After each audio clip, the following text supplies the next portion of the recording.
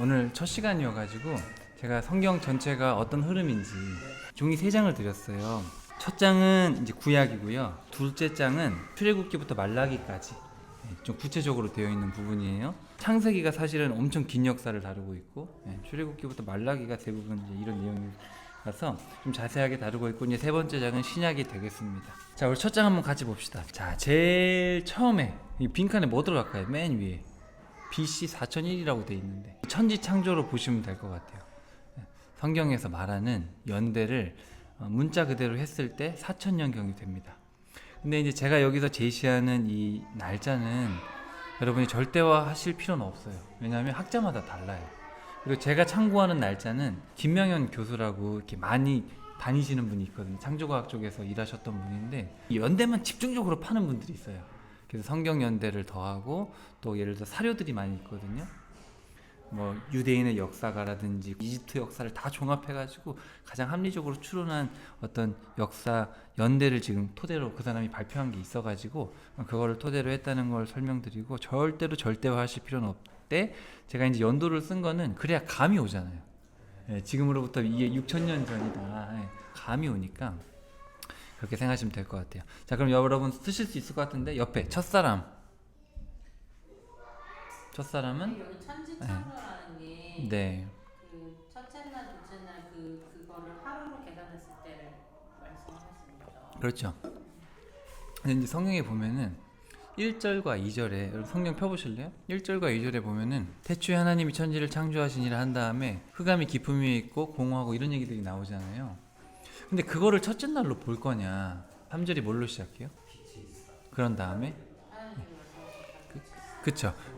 진짜 생겼다 그렇게 돼 있죠. 근데 이제 원문에 보면은 이르시되라는 말이 나오고 몇째 날이니라 이렇게 나와요. 그러니까 둘째 날도 그렇고 첫째 날도 그렇고. 근데 그 이르시되가 언제 나오냐면 3절에 나와요. 그러니까 1절, 2절이 구분되어 있다는 얘기예요. 원문에 보면. 그래서 항상 틀이 한 날을 얘기할 때 요건 지금 의역이기 때문에 문자 그대로 순서가 아닌데, 이제 원문에 보면은 하나님이 말씀하셨다 몇째 날이다. 또 그 다음에 바로 하나님이 이르시되 뭐가 있으라 그리고 몇째 날 이렇게 돼 있어요. 그게 다 그렇게 돼 있는데 첫째 날에 보면은 1절, 2절은 그렇지 않고 3절부터 그렇게 되어 있는 거예요. 그래서 이거를 문학적인 구분을 봤을 때 1절, 2절은 알 수 없는 거죠. 그 전이죠. 태초죠. 그러니까 이거는 첫째 날에 들어가는 게 아니라는 거예요. 그래 이제 저는 태초에 하나님께서 하늘과 땅을 창조하셨다. 이렇게 하늘과 땅이 천지잖아요. 맞아요. 하늘과 땅. 네, 맞아요. 그리고 이제 땅은 이스라에서는 이제 그거에 대한 구분과 이런 좀 더 구체적인 어떤 얘기 들어가는데 4001년에 천지 창조를 쓰는 것은 적절한 것이다. 땅과 하늘을 창조하셨다라는 거를. 네. 1절에 그래서 태초에 땅과 하늘을 창조하셨다는 기록이 있고, 만약에 우리가 3절부터를 이거를 계산하는 것이 BC 4001년이라면 그게 이제 빛이 생겨난 아침과 저녁이 구분된 때가 BC 4001년이라는 말씀이시네요. 어떤 그런 의미인 거죠. 맞아요. 좋은 의미예요. 천지라고 했으니까 하늘과 땅이니까 좋은 표현이에요. 그것도 맞아요. 그렇게 정확하게 짚으시면 그게 맞는 말이죠. 그 말자의 개념이 생기는 시간이 그거네요. 그렇죠. 하루나 시간의 개념이 생기는 그렇죠. 그게 보면 네. 그래서 보시면은 그 성경에 보면은 첫째 날, 둘째 날 그렇게 번역을 했는데, 첫째 날은 첫이라고 안 하고, 그러니까 우리가 하나, 둘, 셋, 넷이 있고 첫째, 둘째, 셋째, 넷째가 있잖아요. 근데 첫째 날은 첫째가 아니고 한 날이라고 돼 있어요. 한 날. 그리고 원데이라고 돼 있고, 둘째 날부터 세컨이 돼요. 그러니까 둘째 날부터는 둘째, 셋째, 넷째가 되는데, 첫째 날은 첫째라고 안 하고 한, 둘, 셋, 넷 이렇게 돼 있어요. 그러니까 뭐냐면 첫째 날에 비로소 빛과 어둠이 나눠지면서 하나의 날이 형성이 된 거죠. 근데 이제 태초라는 거는 이제 원문에 보면은 영어도 in the beginning이잖아요. 그러니까 태초 안에. 그러니까 이 태초라는 시간은 알 수 없는 거죠. 이거는 그 시간에 땅과 하늘이 이미 있었다는 걸 가정하고 있고, 또 물도 있어요. 물 위에 운행하시잖아요. 그러니까 사실은 물을 언제 창조했는지, 땅과 하늘이 사실은 그건 알 수가 없는 영역이죠. 이미 있다고 봐야 돼. 하나님의 어떤 시간이 우리 시간이 아니고 태초에 그게 이미 있었고 하나님이 이제 시작하신 거죠.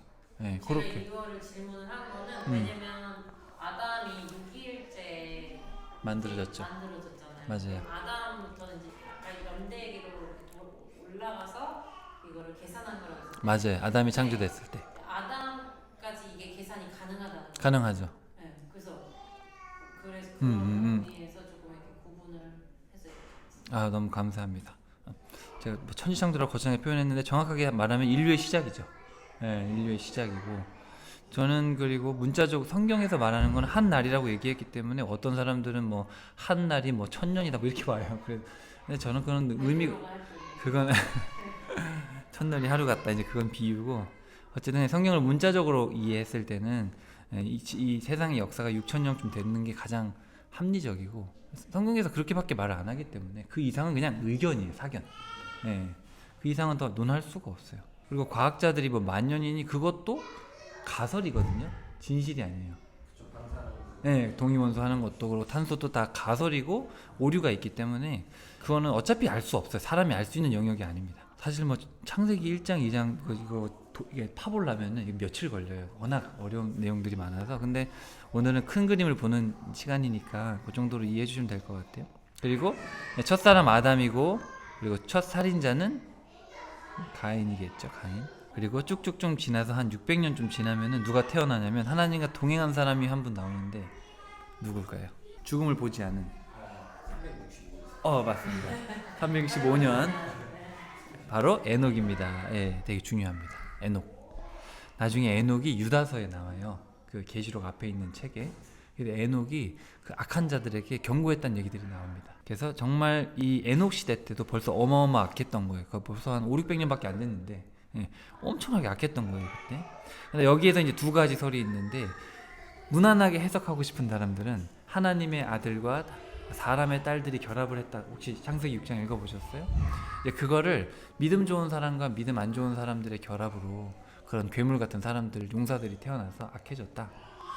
그렇게 보고 근데 이제 그렇게 보고 있고 또 어떤 사람들은 하나님의 아들들은 타락한 천사들, 인간의 딸들. 그래서 타락한 천사들이 이제 정말 인간의 딸들을 취해서 괴물들이 태어났다. 그래서 거인들이 태어나고 그러니까 쉽게 말하면 이 에녹 시대나 이 노아 홍수가 단순히 사람의 죄악으로 그렇게 일어난 게 아니라 말 그대로 유전자가 완전 초토화돼가지고 완전 더럽혀져서 심판할 수밖에 없으셨다. 그러니까 우리가 왜 나니아 연대기에 보면 막 괴물들이 나오잖아요. 이게 그냥 사람이 상상한 게 아니라 실제로 그랬다.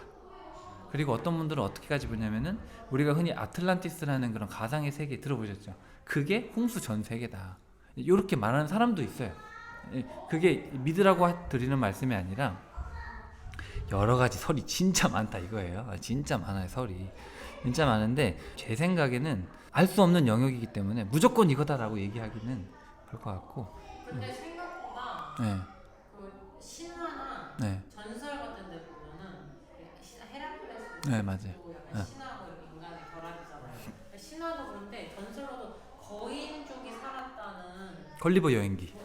걸리버 이런 이야기 말고도 그냥 그러니까 전에 내려오는 이야기들. 유물이나 이런 그림 이런 걸로 이렇게 나오는 그런 것들 중에는 거인에 대한 이야기들이 생각보다 엄청나게 많죠. 있더라고요. 그래서 거인이 살았을 수 있구나. 골리앗도 막 3m. 3m에 발가락 6개, 손가락 6개 막 이러면서 이제 약간 다른 류의 사람인 것처럼 묘사가 되는데 맞아요. 그래서 좀 흥미롭긴 하더라고요. 근데 우리는 자연스럽게 이 신화적으로만 생각을 하잖아요. 거인이 어떻게 있냐. 근데 그렇게만 생각하실 필요는 없어요. 이거 열어둬야 돼요. 열어둬야 되고 우리가 모르는 이전 세상이 있었을 가능성이 전 있다고 봅니다. 그리고 성경대로 따지면 하나님의 아들은 천사의 가능성이 훨씬 많아요. 왜 그러냐면 나중에 유다서에 가면 유다가 뭐라 그러냐면 이 이단 사람들이 옛날에 과거 타락한 천사들이 소돔과 고모라처럼 다른 육체를 따라간 적이 있다. 그런 내용이 유다서에 나와요. 타락한 천사들이. 그런 내용들이 나오고 베드로에도 그런 내용이 나오고 천사들을 마지막 최후 심판까지 바닥에 탄타로스라는 어떤 감옥에 가다 놓았다. 이런 표현도 나와요. 그러니까 분명히 타락한 천사가 있고 타락한 천사를 하나님이 응징해서 가둬두신 게 내용이 성경에 있기 때문에 충분히 타당하고 저는 가장 합리적인 건 하나님의 아들들은 천사의 가능성이 가장 많다고 봐요. 저는. 근데 대부분의 이제 한국 교회에서 대부분 한 80% 정도는 에이 어떻게 사람과 천사가 섞이냐.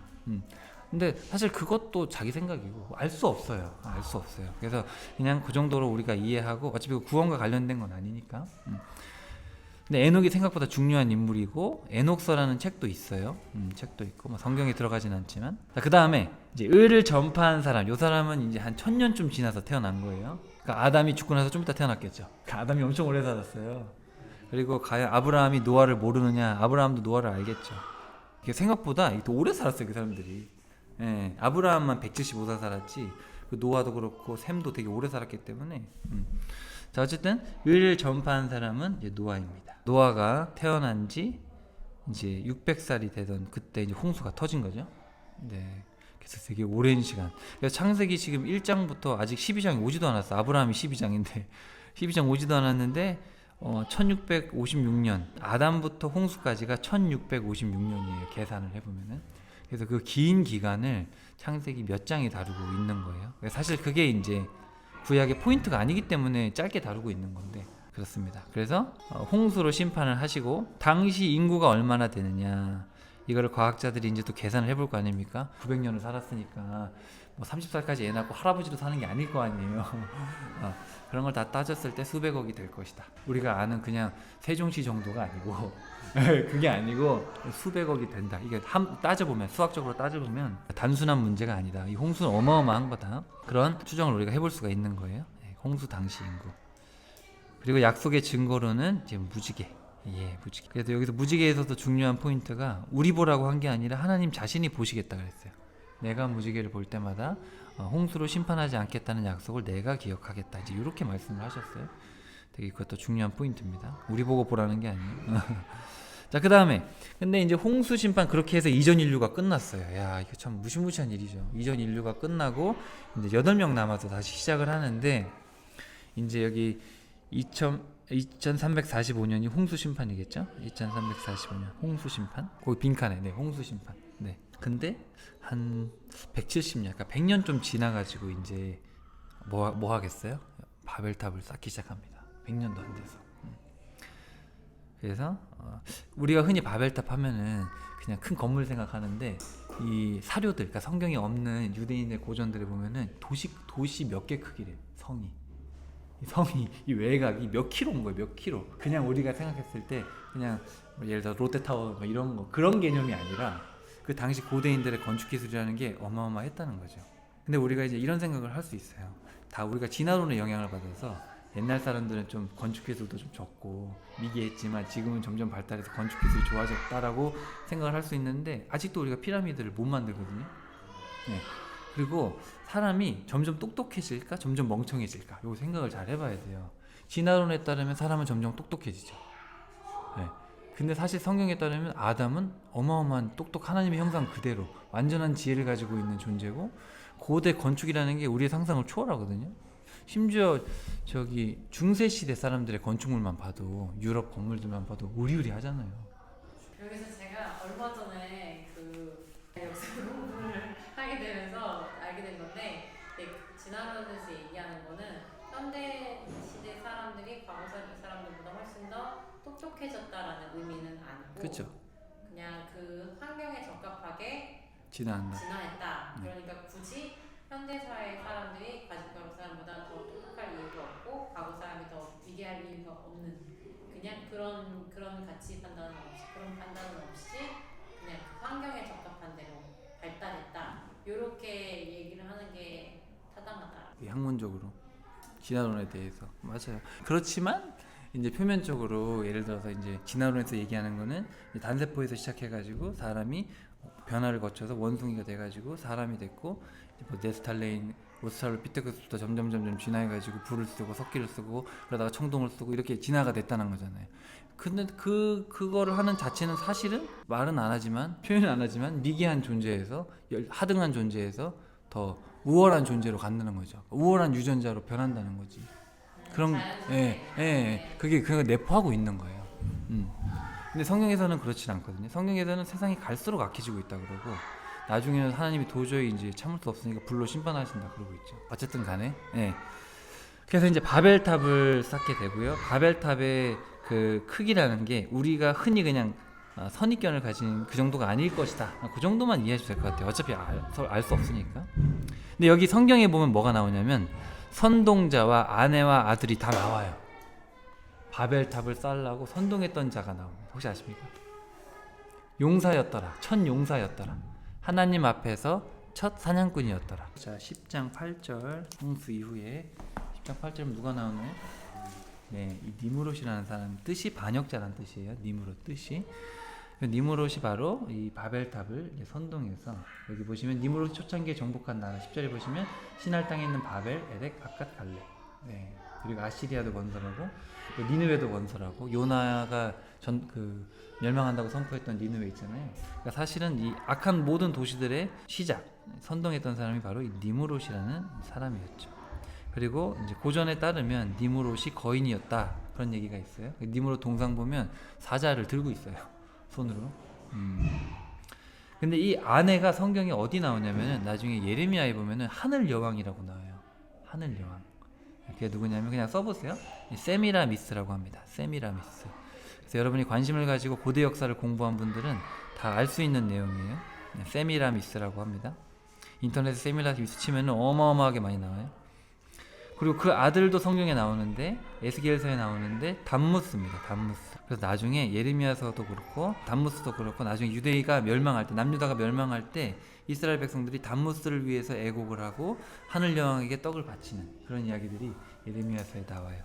근데 이제 이게 뭐냐면은 세미라미스는 원래 니무롯의 엄마예요. 니무롯이요? 예.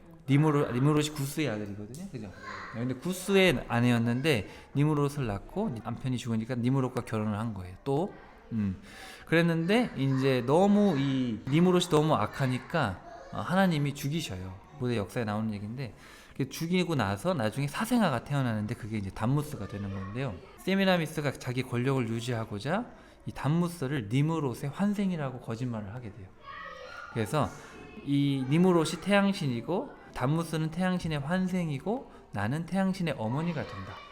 그래서 세미라미스가 아기 담무스를 안고 있는 이 여신이 아기를 안고 있는 이 우상이 전 세계에 퍼지게 되는 거예요. 그래서 모든 나라에 가면은 여신이 아기를 안고 있는 우상이 다 있어요. 그리고 이게 변질된 게 뭐냐면은 우리가 알고 있는 아프로디테, 제우스 다 여기서 나오는 거예요.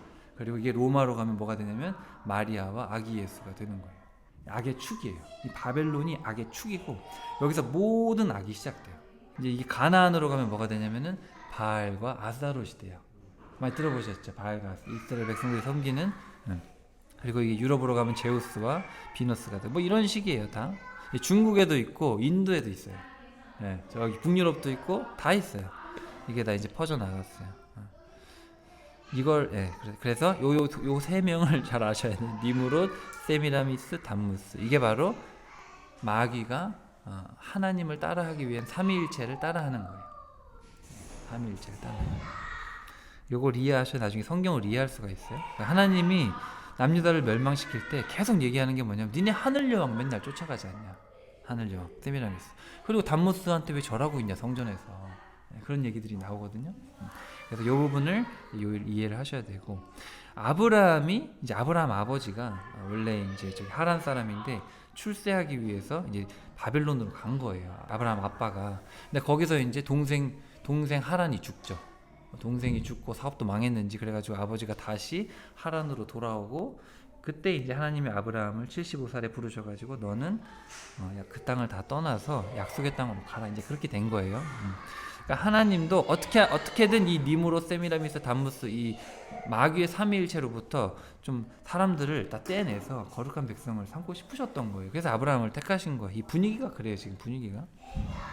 자, 그래서 아브라함 1976년에 아브라함을 부르시게 됩니다. 그것도 한 200년 지났죠. 네, 바벨탑 사건 이후에 한 200년 지나가지고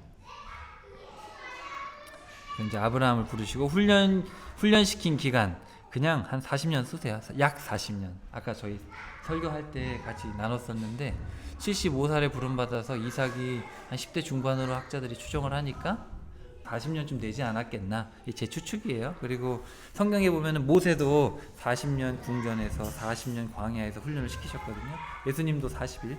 그런 의미를 가지고 제가 그냥 추론을 해서 아브라함도 한 40년 훈련 시키셔서 사람 만들지 않으셨을까. 자, 그리고 아들을 낳았죠. 아브라함이 피식 웃어가지고 웃음이라는 이름을 줘서 이삭. 그리고 이삭이 애를 낳고 쌍둥이를 낳는데 동생이 하나님이 택한 사람이었어요. 그래서 그 사람이 야곱이고 야곱의 새 이름은 이스라엘. 하나님께 걸어서 이기려고 떼쓰는 좋은 의미가 아닌 것 같아요. 왜냐하면 하나님이 야곱에게 계속 믿음을 주셨거든요. 형 때문에 도망갈 때 이제 돌베개 베고 기도할 때 내가 여기까지 올 때까지 지켜주겠다 했는데 도착 안 했는데 자꾸 하나님한테 뭐라 하는 거야. 하나님이 천사가 나타나고 야, 안 죽겠다고 내가 지켜주겠다고 했잖냐. 그런 분위기예요. 분위기가. 그러니까 네가 자꾸 날 이기려 드냐. 내가 분명 말했는데. 약간 그런 의미에서 이름을 주신 게 아닐까. 그게 더 합리적인 것 같아요. 제가 보기에는 분위기가. 이 야곱의 삶이 그래요. 하나님은 분명히 지켜주시겠다고 이 땅에 돌아올 때까지 약속을 베델에서 약속을 주셨는데 이 사람은 끝까지 못 믿어. 자기 죽을까봐 형 만나러 갈 때도 어떻게 해요? 자기가 안 가고 누굴 보내요? 종들 보내고 그 다음에 첩들 보내고 그 다음에 자식들 이런 식으로 이 사람이 되게 야비한 놈이거든. 그래서 이름을 네가 하나님과 겨루어서 이기려고 하냐 이놈아. 저는 그런 것 같아요. 근데 성경에서는 그냥 겨루어 이겼다 뭐 이런 식으로 표현을 하는데 어쨌든 히브리 문자를 100% 이해하기가 어렵기 때문에. 그리고 이제 이 야곱이 증손자를 낳아줬죠. 아브라함의 증손주가 나서 12명을 낳습니다. 그래서 12지파 12지파가 되는 거예요. 네, 물론 딸이 하나 있죠. 디나라고 딸도 있어요. 손자예요, 손자. 자, 그래서 그렇게 하고 여러분 기록된 것만, 그 다음은 모르겠어요. 네. 자, 그래서 이제 이 요셉을 통해서 이집트에 들어간 건 다 아실 거고, 거기 들어가서 근데 거기 들어가서 400년은 아니에요.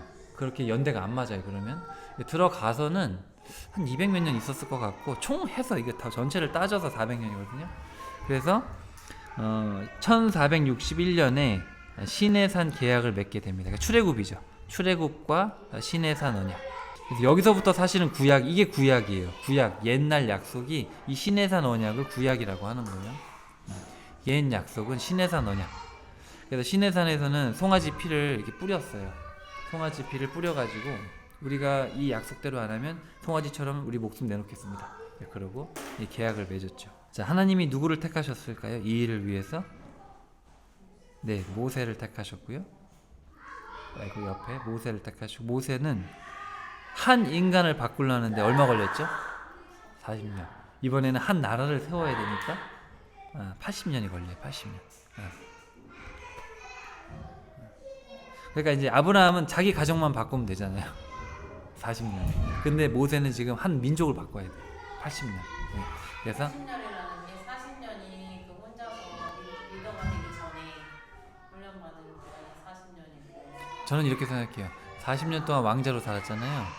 그리고 40년. 그리고 쫓겨나서 광야에서 또 겸손해지는 법을 배웠어요. 그러니까 리더가 되려면 지식이 있어야 돼. 리더십도. 그거를 이제 왕궁에서 배웠고. 근데 사람이 교만해지니까 광야로 쫓으셔서 처가살이 있잖아요. 처가살이 말도 못할 정도로 처가살. 딸 많은 집에서 거기 딸 많잖아요. 거기 딸 많은 집에서 양치면서 살았으니까 말이 어눌해. 그렇게 하나님이 팍 낮추시는 40년. 그렇게 80년을 훈련시키셔서 이제 한 나라를 만들려고 가시는 거죠. 예. 그래서 80년을 하셔서 모세가 80부터 120까지 사역을 했죠. 자, 그래서 이제 그때부터 하나님이 이제 이스라엘 백성들을 데리고 나와서 훈련을 시키십니다. 그래서 광야에서 40년을 훈련시키시고 이제 들어가서 여호수아가 죽을 때까지, 그죠? 그래서 한 61년, 20년 정도, 네, 정복하고 분배하고 이렇게 여호수아가 죽을 때까지 한 60년 정도 생각하면 되실 것 같아요. 정확하게 뭐 여기 띠가 연도를 썼는데 그냥 대략 60년 정도 생각하시면 돼요. 대략 60년 정도. 그래서 이제 죽었잖아요. 여호수아가 죽었잖아요. 근데 이제 여호수아가 죽으니까 이제 문제가 심각하죠. 이제 그때부터 하나님이 이제 여호수아가 죽자마자 바로 타락하거든요. 여수아가 무인인 것 같아요. 그러니까 문인이 아니다 보니까 이 모세처럼 교육을 잘 못 시키지 않았을까, 성경 교육을. 여호수아가 죽자마자 나라가 멸망으로 치닫죠. 그래서 이제 하나님이 도저히 안 돼서 사사라는 재판관을 세워가지고 옳고 그름을 가르게 해줍니다. 이제 그렇게 해서 이제 369년 정도 지나가요. 360년 정도 써놓으시면 되는데 369년 정확하게 따져보면, 근데 뭐 연도라는 건 정확하지 않아서 한 360년, 370년 정도 그렇게 온니엘이라는 첫 사사부터 삼손에 이르기까지 12사사가 쭉 지나갑니다. 근데 나중에 공부하겠지만 갈수록 나빠져요, 상태가. 갈수록 나빠지고요. 자, 그 다음에 이제 그래서 이제 나중에 사무엘이 마지막 사사인데, 사무엘 때 왕을 달라 그래서 이제 왕이 뽑히죠. 그래서 사울, 다윗, 솔로몬. 그래서 그렇게 해가지고 한 85년 정도 됩니다. 다윗과 솔로몬은 한 40년 정도 한 것 같은데 사울은 비교적 좀 짧아요. 짧아요.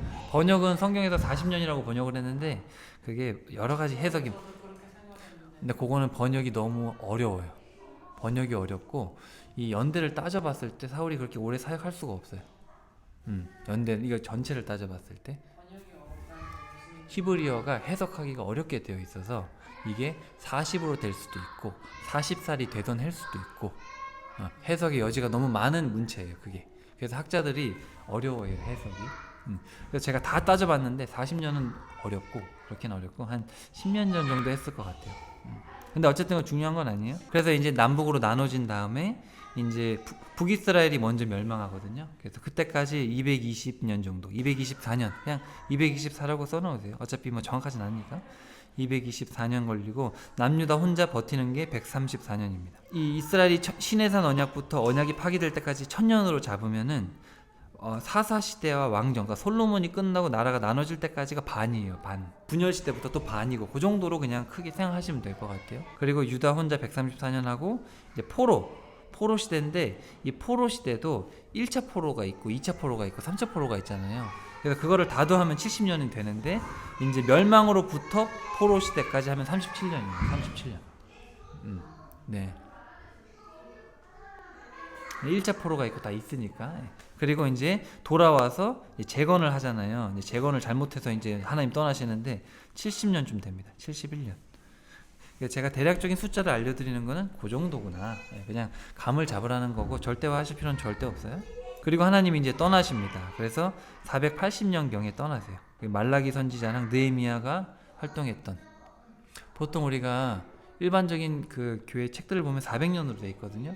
400년쯤. 근데 그건 제가 다음에 설명을 드릴게요. 제가 왜 이렇게 생각하는지. 400년이라는 건 학자들의 추론인가요? 성경에 적혀 있는 어떤 기록이라기보다는? 그것도 추론이죠. 근데 뭐가 이제 좀 문제가 되냐면은 페르시아라는 나라가 있고 메데라는 나라가 있어요. 바사라고 들어보셨어요? 성경에 바사라고 돼 있거든요. 네, 근데 메데랑 바사를 좀 구분을 해야 될 필요가 있어요. 그러니까 메데라는 나라가 원래 큰 나라가 있었고 바사는 밑에 작은 나라였는데 이제 고레스 왕이라는 왕이 바사를 세우거든요, 페르시아를. 근데 이 메데라는 나라와 여기가 친인척 관계예요. 네, 할아버지, 외할아버지예요. 그래서 이거를 한 나라로 자꾸 보게 되면은 오류를 범할 수가 있고 이게 달라요. 그러니까 메데라는 나라랑 페르시아라는 나라는 다른데 성경에 보면 메데, 페르시아라고 섞어서 말을 할 때가 있어요. 에스더가 어느 나라 공주일까요? 페르시아 공주일까요? 메데 공주일까요? 그게 관건. 메데 공주예요. 메데 공주. 페르시아 공주가 아니거든요. 근데 이거를 페르시아 공주라고 하면은 연대가 400년으로 내려가고, 네. 그리고 이 사람이 메데 공주라고 하면은 올라가요, 시대가. 근데 그건 나중에 그건 공부를 좀 많이 해야 돼서 다음에 제가 알려드릴게요. 그거는. 제가 궁금했던 거는 400이라고 우리가 일반적으로 알고 있는 400이라는 숫자가 네. 그게 성경에 기록된 어떤 것을 근거해서 하는 이야기인지 아니면 성경에 그냥 연대들을 그냥 사람들이 400이라는 그런 구체적인 그런 게 없이 기록이 없이 그냥 연대들만 가지고 추론해서 사람들이 나중에 추론해낸 어떤 결과물의 400년인지 그게 궁금해요. 추론을 하는 기준점이 있죠. 예를 들어서 성전을 회복할 때 그게 516년이다. 그런 기록이 있어요. 그러니까 그 기록을 가지고 그 어떤 측정 연대가 있으니까 그거를 가지고 후대에 그러면은 이걸 읽어보니까 후대에 나중에 기환했을 때 에스라와 느헤미야가 나중에 한참 있다 돌아왔겠구나. 그렇게 생각을 해서 후대로 잡는 거예요. 그게 정확하게 에스라 느헤미야가 400년 후반때 활동했다. 말라기가 400년 활동했다. 뭐 없어요. 성취한 거죠? 네, 없어요. 그런 말은 없고 어떤 측정 가능한 한 연대를 가지고 추정합니다. 그래서 침묵 시대는 그냥 알기 좋게 500년 정도 생각하시면 될 것 같아요. 그래서 구약이 끝나고 예수님 오실 때까지 400년에서 500년 사이다. 저는 500년이라고 봅니다. 침묵 시대 500년. 그리고 이제 BC 6년에 예수님이 오시죠. 예수님은 BC 4년에서 6년 사이다. 학자들이 말이 많은데 제 생각에 6년 같아요. 맨 밑에 예수님 오시고, 네, 3년은 아니고 대부분 6년, 4년이라고 봐요. 4년. 근데 이제 6년일 가능성이 더 많아요. 근데 그건 나중에 얘기해보고요. 자, 그래서 이제 유다가 멸망할 때부터 하나님이 이제 금 같은 나라, 은 같은 나라, 동 같은 나라, 철 같은 나라를 쓰시고 나중에 이 모든 나라들도 다듬지 않은 돌이 날라와서 어떻게 돼요? 멸망하죠. 예수님이잖아요. 다듬지 않은 돌이. 그래서 여기 보시면 금은 뭐예요? 사자 같은 나라죠. 바벨론을 상징합니다. 당시 느부갓네살이 다스리고 있다. 다니엘서에 나오는. 그리고 은 같은 나라는 페르시아, 동 같은 나라는 그리스, 철 같은 나라는 괴물이죠. 로마예요. 로마. 그리고 나중에 발가락은 철과 흙이 섞여 있는. 그래서 나중에 로마가 멸망하면 10개국으로 분열되거든요. 그거 나중에 다음에 설명을 드릴게요. 이렇게 해서 이제 구약이 정리가 됐습니다. 네. 자, 다음 거. 이제 우리가 좀 더 구약을 자세하게 다뤄봐야 될 것 같은데, 아까 1461년 시내산 언약. 그래서 여호수아가 1400년쯤 죽어요. 네, 그래서 그렇게 쓰시면 될 것 같아요. 시내산에서 계약을 맺고 여호수아가 죽고. 그리고 그 밑에 칸으로 가볼게요. 1031년. 그때가 이제 왕정이 시작됩니다. 왕정 시작, 그렇게 하시면 될 것 같고. 946년에 남북이 분열됩니다. 722년에 북이스라엘이 멸망하죠. 588년에 남유다가 멸망하고, 그 다음에 이제 588년에 남유다 멸망해서 551년에 포로 기환. 그래서 고레스가 돌아가라. 551년에 돌아가라. 보통 이제 538년이라고 얘기하는 분들도 있는데 551년이 맞을 것 같아요. 551년. 그리고 480년쯤 400년대 초반에 하나님이 떠나시게 됩니다. 하나님이 떠나셨다. 언약이 파기됐다. 그렇게 쓰시면 될 것 같아요. 맨 위로 다시 올라가시면 지도자는 모세, 또 정복 전쟁의 지도자는 여호수아. 그래서 사사는 1, 5, 8, 12. 요 놈들은 외워야 돼요. 이거 되게 중요해요. 그리고 이때는 특별히 성령님이 임하셨다는 표현들이 나와요. 예. 성령이 임하셨다는 표현이 이 1, 5, 8, 12에 나오고 12는 3번, 4번 나옵니다. 예. 그만큼 다급해지신다는 소리죠. 네. 그리고 입다쯤 가면은, 이게 입다 전까지는 바알과 아스타롯이 나오는데 입다로 가면은 셀 수가 없어요. 예. 점점 타락했다는 뜻이죠. 그래서 첫 번째 사사 온니엘이에요. 온니엘. 다섯 번째 사사 기드온. 그리고 여덟 번째 사사는 입다 때 이제 기하급수적으로 늘어나게 돼요, 우상이.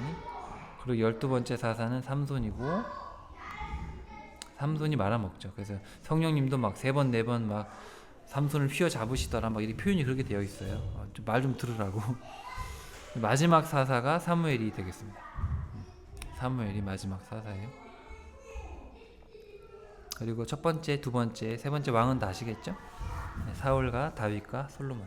자, 그리고 남유다와 북이스라엘에 똑같이 왕이 똑같은 숫자대로 있었어요. 몇 명일까요? 19명. 예. 근데 남유다에는 플러스 1 여왕이 한 명 있었어요. 네. 그리고 북이스라엘은 쿠데타가 9번이 있었어요. 그래서 왕이 9번 바뀌었어요. 네, 그러니까 혈족이 바뀐 거죠. 네, 혈통이 바뀌었어. 자, 그리고 여기 엘리야부터 말라기까지 우리가 예언서들을 사실 잘 모르는 경우가 많거든요. 일단은 오늘은 다 못하지만 일단 이분들의 이름의 뜻을 다 외우셔야 돼요. 이름의 뜻을 외우면 다 무슨 말인지 알 수가 있어요. 근데 제가 그냥 짚어드릴게요. 자, 여기다 쓰세요. 엘리야와 엘리사는 기적이에요. 기적을 보여줍니다. 하나님이 북이스라엘을 돌이키기 위해서 먼저 기적들을 보여줘요. 하늘에서 불이 내려오거나 엘리사는 도끼가 빠졌는데 물 위로 도끼가 올라오고 뭐 그런 얘기도 나와요. 그게 성경에서 나오는 거예요. 도끼 올라오는 거. 그런데 도저히 말을 안 들으니까 요나를 이방으로 보내가지고 회개시킵니다. 이방을 회개시켜요. 요나를 통해서. 그래서 다른 나라를 회개시키면 내 나라가 돌아오지 않을까. 그래서 요나 옆에다가는 이방을 회개시키셔요. 그러니까 하나님이 기적을 보여줘도 안 되니까 이방 나라가 망해가는 나라가 돌아오는 걸 보면 돌아오려나 그렇게 한 거예요. 근데 그래도 말을 안 듣기 때문에 이제 멸망시키기 직전에 두 가지. 호세아는 하나님의 사랑, 아모스는 정의죠. 정의. 그러니까 사랑과 정의. 내가 원하는 건 사랑이고 내가 원하는 건 정의다. 그래서 호세아와 아모스를 통해서 마지막으로 경고하시고 요엘을 통해서 최후 심판을 보여주십니다. 심판 및 소망이죠. 심판 및 소망이에요. 북이스라엘은 그 사람들만 외우면 돼요. 엘리야, 엘리사, 요나, 호세아, 아모스, 요엘 이렇게 외우시면 돼요. 자, 그리고 이제 북이스라엘이 멸망할 때 남유다에서는 이사야와 미가를 보내서 예수님 얘기를 계속해요. 이 두 사람이 미가는 베들레헴에서 오신다. 그리고 이사야는 우리를 위해서 고통받으실 분이 오실 거다. 구원자 예수님에 대한 얘기를 계속합니다. 그리고 이제 이사야 때 뭐라 그러냐면 내 마음이 이제 돌이키기 어렵다. 이제 그런 얘기를 하세요. 어떻게 보면 이 구원자도 기적이죠. 기적. 기적이죠. 그리고 나훔과 오바댜는 이방을 심판하십니다. 저번에는 이방 나라를 회복시키는 걸 요나를 통해 보여줬는데 이번에는 나훔과 오바댜를 통해서 니느웨 멸망하고 나훔이 니느웨 멸망한다 그러거든요. 요나 때 회개했는데 100년 지나니까 니네도 또 망한다. 그래가지고 니느웨 망한다고 얘기하고 오바댜는 우리 형인 에서도 망한다. 그런 얘기를 하게 돼요. 그래서 이방이 심판을 받는다.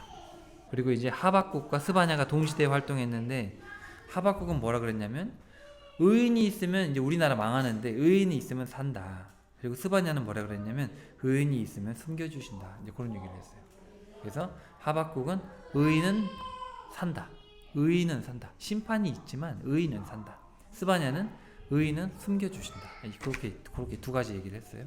그 다음에 이제 마지막으로 멸망할 때 예레미야와 에스겔이 있는데 예레미야는 자국에 있고 에스겔은 저기 잡혀가 있고 달라요. 그래서 제가 구분해 놓은 거예요. 예레미야는 눈물을 흘리죠. 하나님하고 같이 눈물을 흘려요. 그 눈물이라고 쓰시면 될 것 같고요. 그러면 에스겔은 하나님과 같이 화를 내죠. 그러니까 하나님이 화내는 걸 온몸으로 봤습니다. 에스겔이 하나님의 분노라고 쓰시면 될 것 같아요. 자, 그렇게 해서 남유다가 이제 멸망하게 되고요. 이제 다니엘과 에스더가 이제 같이 나오는데 보호라고 쓰시면 될 것 같아요. 보호. 하나님이 사자굴에서도 보호하시고 하만이 유대인을 다 죽이려고 했을 때도 에스더를 통해서 보호하시고 보호하시는 이야기. 포로 시대에 그 다음에 이제 돌아와서 학개와 스가랴 격려입니다. 격려. 돌아왔으면 성전을 줘야 되는데 세상 핑계대고 안 짓고 있으니까 학개와 스가랴를 보내서 격려했어요. 할 수 있다 이놈들아. 그리고 이제 격려가 끝나니까 에스라와 느헤미야를 통해서 이제 진짜 회복하죠. 에스라가 말씀을 통해 회복하고 느헤미야가 행정적으로 회복시키고. 그래서 두 가지를 하게 됩니다. 그랬는데도 불구하고 에스라와 느헤미야가 이제 사역이 맞춰버리니까 바로 또 급속도로 타락을 하게 돼서 말라기의 최후 경고가 나옵니다. 최후 경고에서 끝나요 이제. 이게 이제 약간 우리의 영적인 여정과 세상의 끝까지의 어떤 예표인 거잖아요. 그렇죠. 예표적으로 볼 수가 있어요. 하나님이 하시는 이렇게 스타일이 좀 있어요.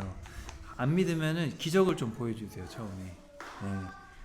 기적을 보여줬다가 나중에는 안 믿는 사람들이 막 돌아오는 것도 보여주고. 그래도 안 하는데 결국은 말씀으로 하죠. 결국은 말씀을 하시게 되고.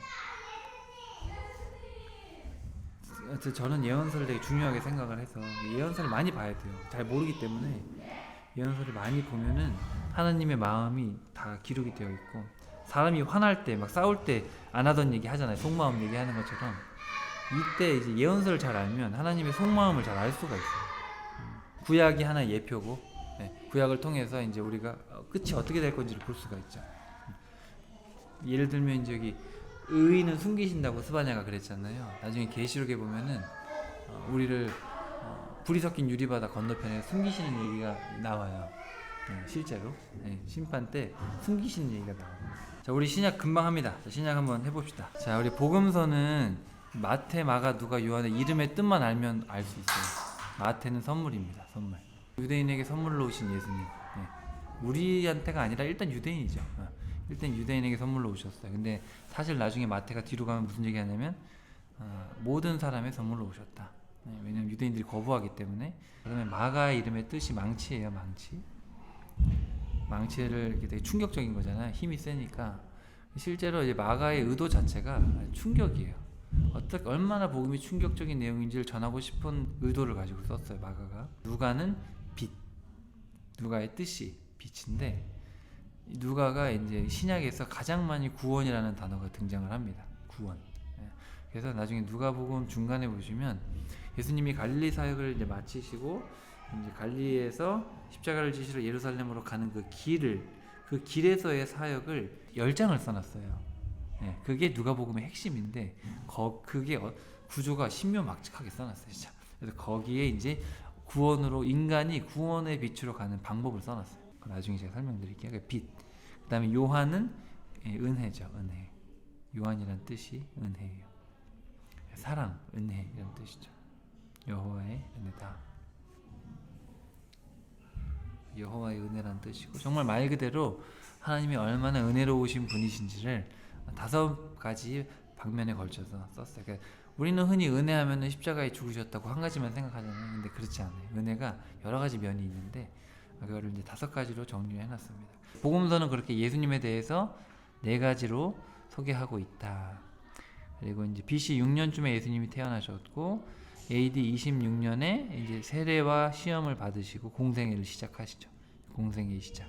그러니까 사실 예수님이 30에 시작하신 게 아니라 30 좀 넘으셔서 한 4 정도 시작하신 것 같아요. 그리고 십자가와 부활이 이제 AD 30년 십자가와 부활. 예수님이 십자가에 달려 돌아가실 때는 후반이죠. 30대 한 36, 7 좀 됐을 것 같아요. 자, 그리고 이제 사도행전은 그냥 쉽게 풀면 사도들의 발자취예요. 그래서 예수님이 부활 승천하신 다음에 제자들이 어떤 삶을 살았는가, 사도들의 발자취, 그렇게 그 사도행전 밑에다가 써놓으시면 될 것 같아요.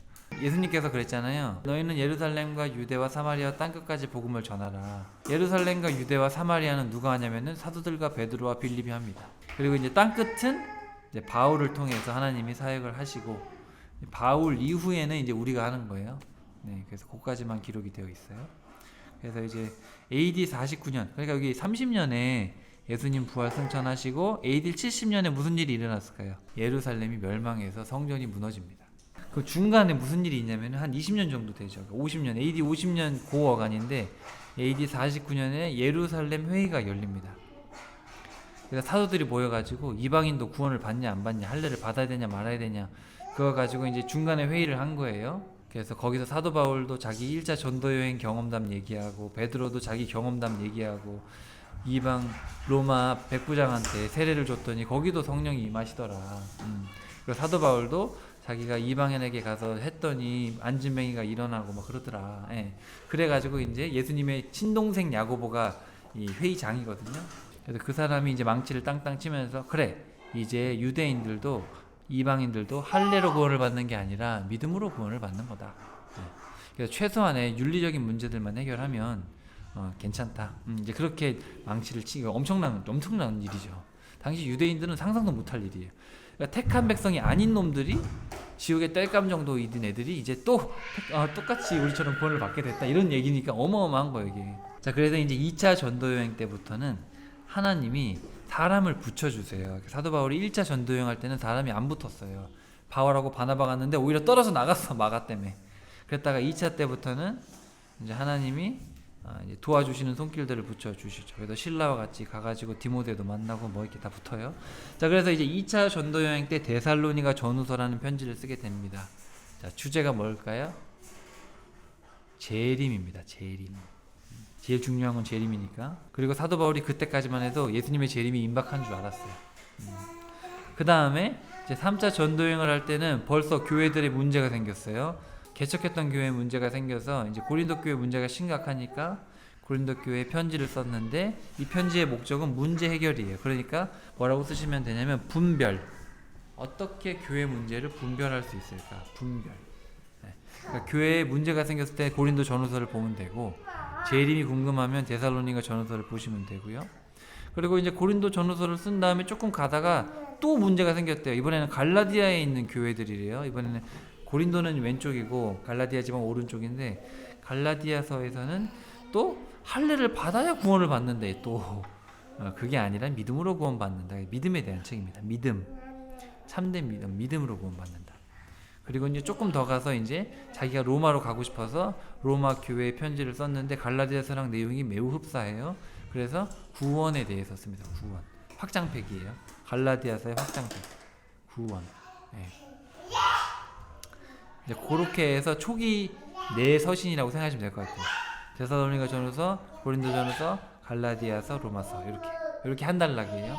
그렇게 했는데 이제 잡혔어요. 사도 바울이 잡혀가지고 로마로 끌려가게 됩니다. 끌려가게 돼서 이제 로마 거기 갇혀 있는데, 자기가 로마까지 와 보니까 세상이 넓은 거예요. 그리고 재림도 임박하지 않아요. 그런 걸 깨달았어요. 아, 이제 보니까 내가 교회를 개척하고 다녔는데 이게 중요한 게 아니라 재림은 좀 늦어지고 중요한 건 교회구나. 이 교회, 재림 때까지 교회가 중요한 거예요. 그래서 이제 에베소에다가 교회에 대해 썼어요. 그리고 골로새서는 그리스도. 사실 에베소서의 주제는 그리스도가 머리 대신 교회, 이게 주제고, 골로새서는 교회의 머리 대신 그리스도. 같은 편지예요. 사실은 핵심이 교회에 있고 핵심이 그리스도에 있어요. 그리고 빌레몬서는 용서, 도망간 종을 받아들여라, 이런 얘기예요. 이제는 종이 아니라 예수 안에 형제다, 이런 얘기고요. 빌립보서는 싸우지 말아라, 연합해라. 그래서 요 네 개도 한 묶음으로 가져가시면 돼요. 왜냐하면 교회와 그리스도는 하나고, 그죠? 그리고 교회는 용서와 연합이 있는 곳이어야 되거든요. 그래서 그렇게 하나로 묶으시면 돼요.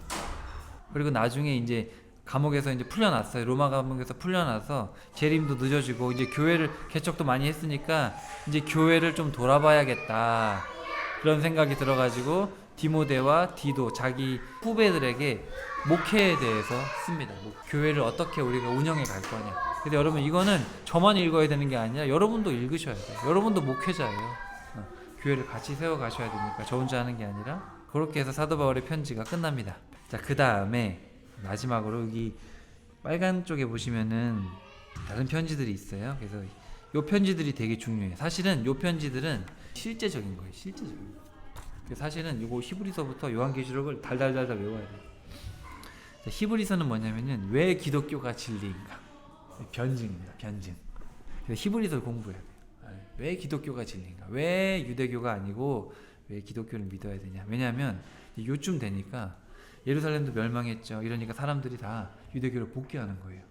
예수 믿어도 별거 없냐? 별거 없다. 예수 재림도 안 하고 뭐냐 이거. 그리고 막 이제 네로가 핍박하기 시작하니까, 교회를 떠나기 시작하니까 사도 바울이, 제가 봤을 때 사도 바울이 쓴 것 같은데, 사도 바울이 왜 기독교를 믿어야 되냐? 너는 유대교로 돌아갈 생각 마라. 그 다음에 야고보서는 야고보, 베드로, 전후서, 요한 1, 2, 3, 4를 믿음, 소망, 사랑으로 하시면 돼요. 야고보서는 참된 믿음이 뭐냐, 그리고 베드로, 전후서는 참된 소망이 뭐냐, 그리고 요한 1, 2, 3서는 참된 사랑이 뭐냐. 그러니까 믿음, 소망, 사랑을 가지고 우리가 가야 되는데, 진짜 믿음, 진짜 소망, 진짜 사랑과 가짜가 있다라는 거예요. 너무너무 중요하죠. 그리고 이 요한 1, 2, 3서는 그냥 외워야 돼요. 이거는 제가 다음에 기회가 되면 설교하겠지만, 요한복음, 요한 1, 2, 3서, 요한계시록은 그냥 알아야 돼요. 이건 모르면 안 돼요. 그 책이 같이 가거든요, 다. 그러니까 요한복음은 뭐냐면 하나님의 은혜가 얼마나 큰지, 요한 1, 2, 3서는 우리가 그 은혜를 어떻게 갚을지, 어떤 삶을 살아야 될지, 그리고 요한계시록은 하나님의 은혜가 어떻게 결론이 맺어지는지가 나와 있어요. 그렇죠. 유다서는 이단을 어떻게 경계해야, 이단의 특징에 대해서 써 있고, 계시록은 미래에 대해서 기록하고 있습니다. 이게 얼마나 이 성경이 체계적으로 써 있는지, 그냥 대충 쓴 책이 아니에요. 어마어마한 책이에요. 그리고 AD 100년이 사도 시대가 끝납니다. AD 100년. 그러니까 요한이 죽어요. 그러니까 요한이 죽으면서 성경의 기록도 끝난 거예요. 그 다음부터는 성경으로 인정하지 않습니다. 예수님을 만났던 사람들이 쓴 책이 아닌 이상은 더 이상 성경이 될 수 없어요. 오늘 대략 이렇게 66권의 큰 흐름을 같이 살펴봤는데요. 큰 그림에서 하나님의 어떤 마음을 좀 이해하는 게 중요한 것 같아요. 성경을 이해할 때 어떤 내용을 많이 하는 것보다 하나님의 입장에서 성경을 볼 수 있는 눈이 있으면 이게 나의 하나님이 되는 건데 그냥 어떤 교리적인 하나님, 율법을 주시는 하나님, 이런 하나님이 아니라 정말 친아버지 같이 그렇게 다정다감하게 화도 내시고 울기도 하시는 어떤 그런 하나님을 느낄 수 있어야 저는 하나님을 인격적으로 만났다고 봅니다. 그러기 위해서는 좀 흐름을 알아야 돼요. 흐름을. 우리의 나침반은 성경이고 목사가 아니에요. 절대로 목사 말을 들으시면 안 돼요. 예, 저도 틀릴 수 있고 혹시 그리고 질문이 있으면 무조건 날카롭게 질문을 던지시고 앞으로 어느 교회를 가서 신앙생활을 하든지 권위는 성경에 있는 거지. 예, 목사에게 두는 순간 위험할 수 있습니다. 그런 생각을 늘 가지시고 임해 주셨으면 좋을 것 같아요. 기도하고 마칩시다.